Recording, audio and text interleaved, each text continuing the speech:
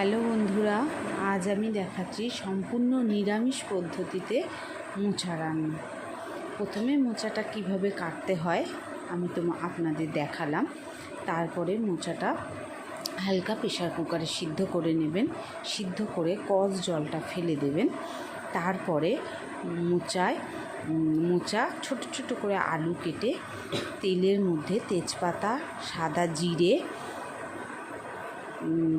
দিয়ে ফোড়ন দিয়ে আলুগুলো দিয়ে ভালো করে আলুগুলোকে ভেজে নিয়ে তারপরে জিরে গুঁড়ো, ধনে গুঁড়ো, নারকেল কোড়া দিয়ে ভালো করে পাঁচ মিনিট মতন কষে নেবেন। তারপরে সিদ্ধ করা মোচাটা ওর মধ্যে দিয়ে দেবেন। দিয়ে আরও 5-10 মিনিট ভালো করে কষে নেবেন। কষে নিয়ে তারপর হালকা জল দিয়ে চাপা দিয়ে দেবেন।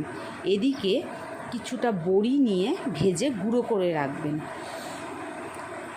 কিছুক্ষণ পরে খুলে দেখবেন যে মোচাটা সিদ্ধ হয়ে গেছে, আলুগুলো সিদ্ধ হয়ে গেছে। তারপরে ঘি, গরম মশলা দিয়ে ওই ভাজা বড়িগুলো দিয়ে কিছুক্ষণ নেড়ে